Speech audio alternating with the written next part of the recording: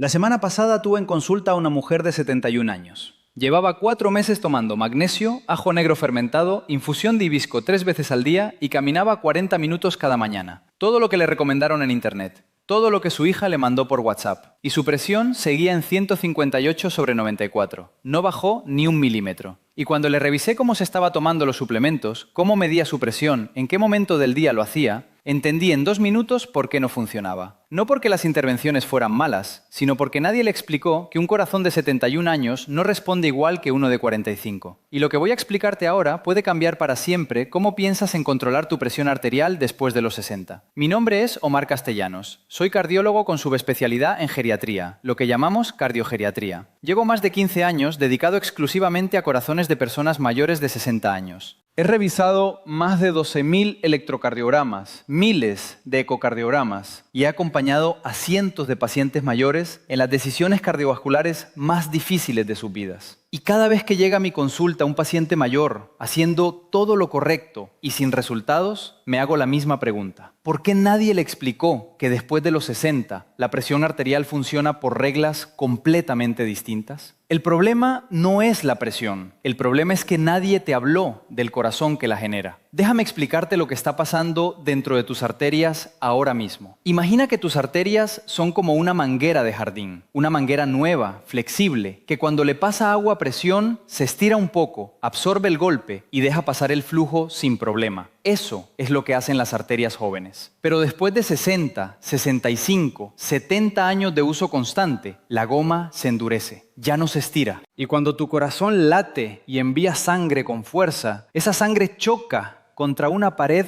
que ya no cede. Eso se llama rigidez arterial y es el mecanismo central de la hipertensión en el adulto mayor. No es un problema de sal, no es un problema de estrés, no es un problema de que comiste mal toda tu vida. Es un problema de arterias que han perdido su capacidad de amortiguación y que necesitan intervenciones diseñadas específicamente para ese mecanismo, no para el mecanismo de un paciente de 42 años. ¿Y cuál es el villano en todo esto? Es el enfoque genérico. Es el consejo de baja la sal y camina más que tu médico de cabecera da sin preguntarte si tienes hipotensión ortostática, sin saber si te mareas cuando te levantas, sin revisar si tu presión baja demasiado en ciertas horas del día. El 43% de los adultos mayores de 70 con hipertensión tienen también episodios de presión baja que no detectan, porque solo se miden la presión sentados, en reposo, siempre a la misma hora. Y ese patrón invisible es exactamente lo que hace peligroso aplicar los mismos protocolos antihipertensivos que funcionan a los 45. El villano no es la presión alta, el villano es tratarla sin entender el corazón que la produce. Antes de seguir, necesito ser muy claro contigo, porque esto es cardiología y los matices importan. Si en este momento estás sintiendo dolor opresivo en el pecho que no cede, falta de aire de golpe sin haber hecho esfuerzo, mareo severo con visión borrosa, o si tuviste un desmayo reciente, deja este video ahora mismo y ve a urgencias hoy. Esos son síntomas de crisis hipertensiva o de evento cardiovascular agudo y no pueden esperar. Nada de lo que voy a decir aquí aplica a esa situación. Ahora, si tu situación es diferente, si llevas meses o años con presiones elevadas que oscilan, si ya tienes diagnóstico de hipertensión y estás buscando estrategias complementarias a tu tratamiento, si tu médico te ha dicho que estás estable pero no terminas de controlar las cifras, entonces este video fue hecho pensando exactamente en ti. Sigue mirando. Quiero contarte sobre Manuel. Tenía 68 años cuando llegó a mi consulta por primera vez. Contador jubilado, viudo, vivía solo pero con una hija que vivía a 3 cuadras y lo visitaba todos los días. Su pasión era la carpintería. Tenía un taller pequeño en el garage y pasaba las mañanas haciendo muebles para sus nietos. Me lo mandó su cardiólogo general después de 2 años de ajustes de medicación que no terminaban de funcionar. Tenía prescrito enalapril, amlodipino y le habían recomendado reducir la sal, caminar y tomar suplemento de potasio. Su presión promedio era de 162/91 y el cardiólogo general quería agregar un tercer antihipertensivo. Cuando me senté con Manuel esa primera tarde, le pregunté algo que nadie le había preguntado antes. Le dije, ¿a qué hora del día se siente peor? Y él me dijo algo que cambió todo el cuadro.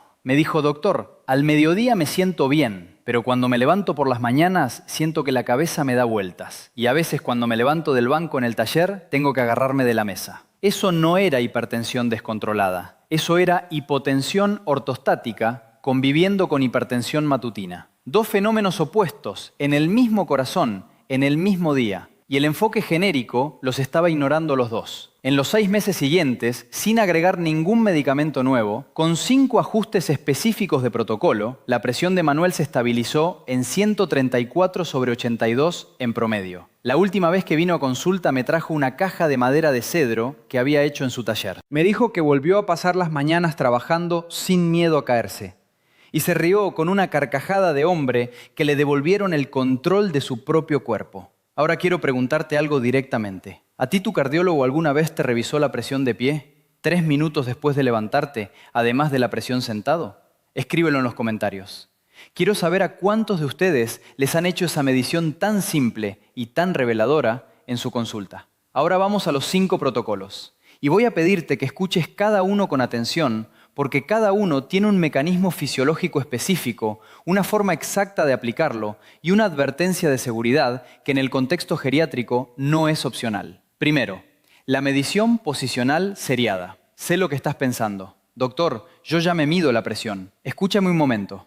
Medirse la presión una vez, sentado, después de 5 minutos de reposo, no te da la información que necesitas después de los 60. Lo que necesitas saber es si tu presión tiene un patrón de caída ortostática, que es cuando baja más de 20 milímetros de mercurio en sistólica o más de 10 milímetros de mercurio en diastólica al ponerte de pie. Ese patrón está presente en el 33% de los adultos mayores de 65 con hipertensión y la mayoría no lo sabe. El mecanismo es el reflejo baroreceptor, los sensores en tus arterias que detectan cambios de presión y le dicen al corazón que se ajuste. Después de los 60, ese reflejo se vuelve más lento, tarda más en responder y en ese intervalo tu cerebro recibe menos sangre de lo que debería. El protocolo es este. Mídete la presión sentado después de 5 minutos de reposo. Anótala. Luego ponte de pie y espera exactamente 3 minutos. Mídetela de nuevo. Si la diferencia en el número de arriba es mayor a 20 milímetros de mercurio, tienes hipotensión ortostática. Eso cambia completamente qué intervenciones son seguras para ti. La advertencia de seguridad.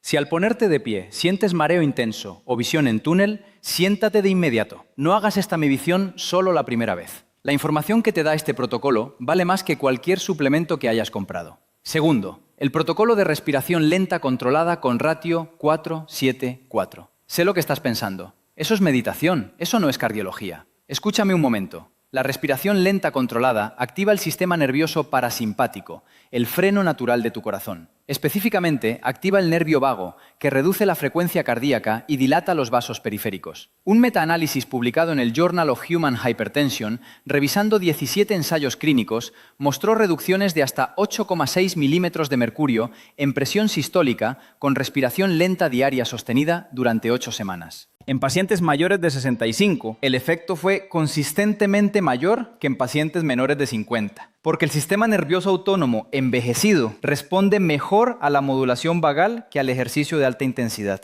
El protocolo exacto: inhala por la nariz contando 4 segundos, sostén el aire contando 7 segundos, exhala lento por la boca contando 4 segundos. Repite ese ciclo 8 veces seguidas. Hazlo 2 veces al día, una vez sentado antes de levantarte de la cama por la mañana y una vez sentado antes de cenar. La advertencia de seguridad.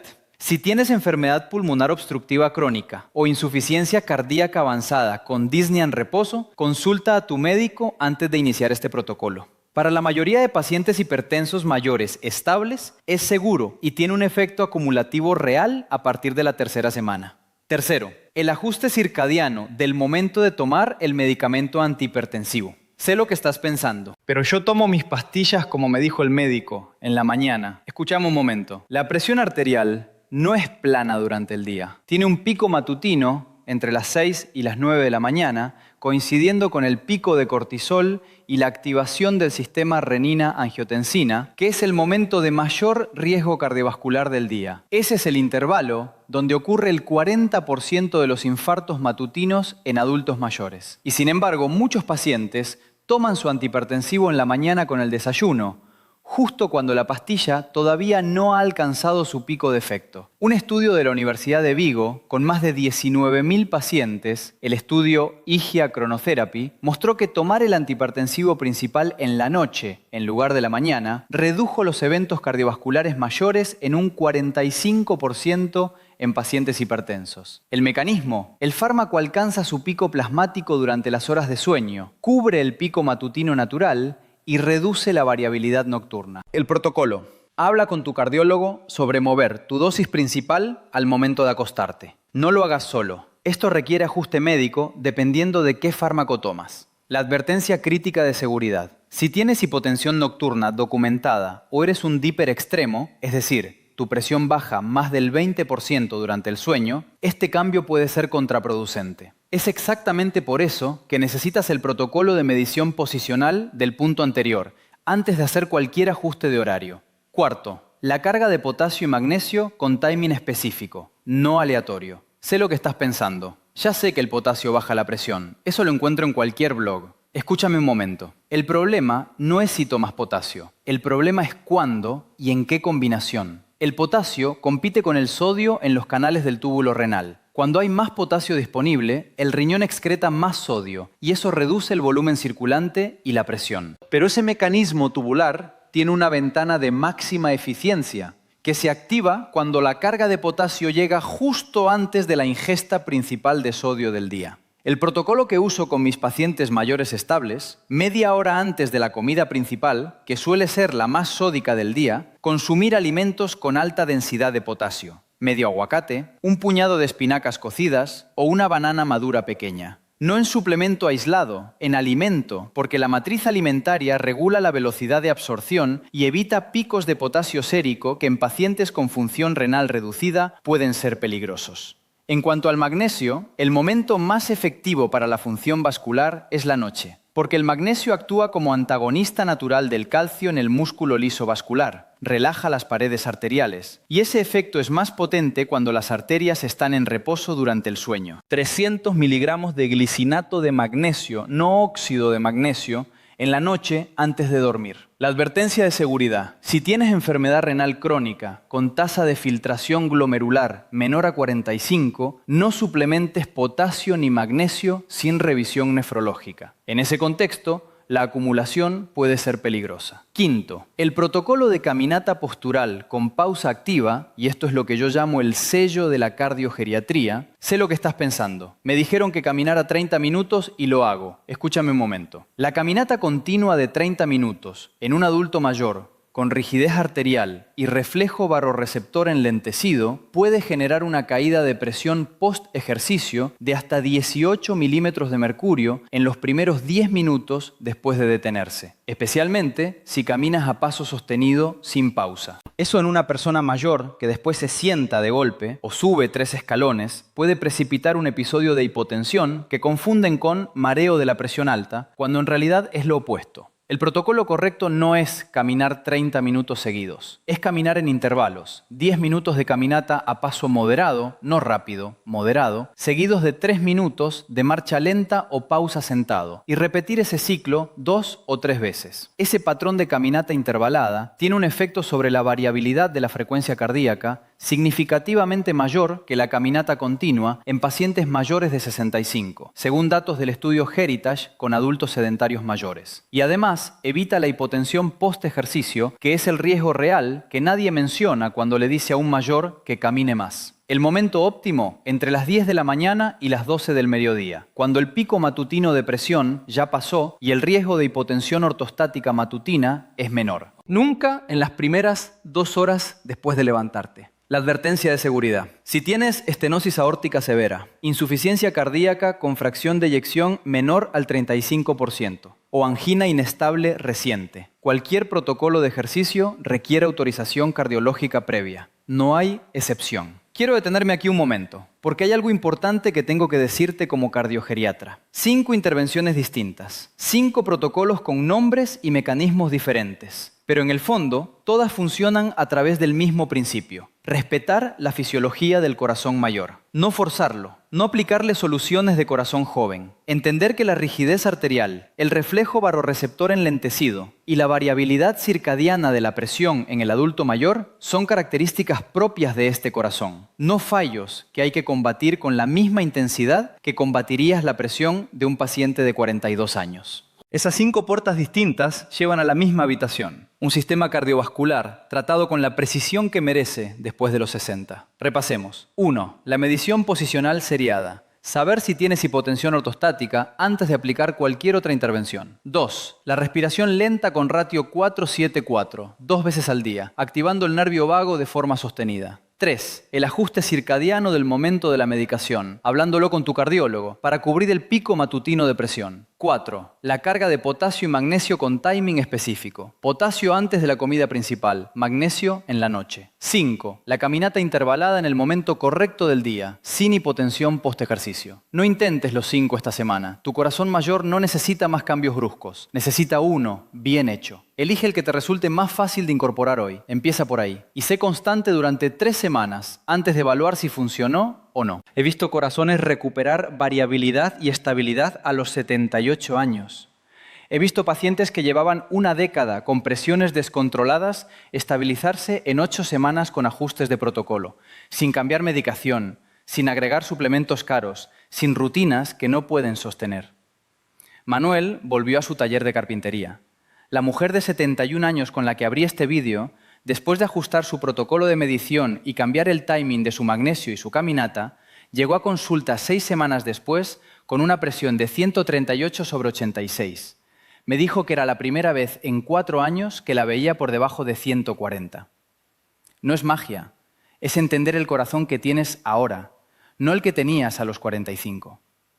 ¿Cuál de estos 5 protocolos vas a probar primero? Cuéntamelo en los comentarios, los leo todos y me ayuda a entender qué le está funcionando a quién. Si esto te ayudó, compártelo con alguien mayor en tu vida que esté tomando decisiones sobre su presión sin esta información. Hay personas ahora mismo aplicando consejos genéricos a un corazón que necesita algo más específico. Y suscríbete si quieres seguir recibiendo contenido de cardiogeriatría real, no de blog de salud general, sino del especialista que pasa sus días viendo exactamente los corazones que tú tienes. Todo lo que compartí hoy es información general basada en evidencia cardiovascular actual y mi experiencia clínica como cardiogeriatra. No reemplaza la valoración personalizada de tu cardiólogo. No suspendas ni cambies ningún medicamento cardíaco sin hablar antes con tu médico. En cardiología, eso puede ser peligroso. Lleva esto a tu próxima consulta. Ten la conversación. Tu cardiólogo es tu compañero en esto.